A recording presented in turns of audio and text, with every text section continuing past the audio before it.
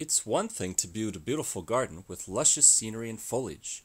There's the pre-planning, gathering materials, and the patience of creating the perfect balance of flora and fauna. It becomes something to marvel at once completed. However, it's another when the upkeep is required to maintain such a beautiful image. Without maintenance and upkeep, you're left with overgrown plants, tall grass, and weeds which differ greatly from the intended result. This isn't any different from what takes place in the learning environment. Each student requires every bit of upkeep to ensure they perform well academically. So how do we know if all teachers carry the right tools for their garden of students? To test this, my advocacy project entailed the support of the ESOL department and selected non-ESOL certified teachers. The purpose of the project was to improve the teaching methods among non-ESOL certified teachers based on the knowledge and experience of the ESOL department. By sharing such information to other teachers, we had hoped to empower and equip teachers who needed the right tools for the job. Originally, the ESOL department had made attempts to reach out to non-ESOL certified faculty as part of an in-service seminar. As an observer of these seminars, I felt it wasn't effective as most of the faculty walked away with graphic organizers, a few tips, and threw away the rest. This prompted my advocacy project as I wanted to show there was more depth to ESOL students as there were varying levels of proficiencies that teachers needed to be aware of just as much as the varying levels of SPED. The project was a twofold plan which everyone in the ESOL department shared teaching methods of ESOL students with the rest of the school through a newsletter. After a period of a month, a focus group was coordinated where the effectiveness of the newsletter and its contents was shared among ESOL faculty and non-ESOL faculty. We began with the first newsletter, which briefly described various ways to assist Tier A students, specifically IEL students. Included were the can-do descriptors among the 4 domains, and various ways IELs could be graded differently in their classrooms. Other ESOL-created newsletters included curriculum, differentiated instruction, accountability, socioeconomic, time management, and other issues.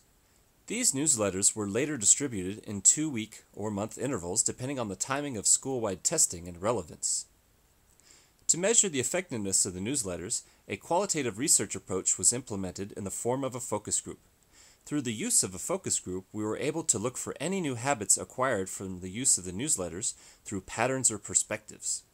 In such a setting, ESOL faculty and non-ESOL alike could share what was effective and what didn't apply to certain learning environments. Based on the qualitative data gathered from the focus groups, all stakeholders could gain a clearer understanding of effective instruction for ESOLs in the classroom. So, what does it take to make a focus group successful? According to the Grantmanship Center, there are 10 important points to consider. Let's take a quick look. Step 1. Define the purpose. What is the reason for the gathering? Step 2. Establish a timeline. How soon should everyone prepare? Step 3. Identify and invite participants.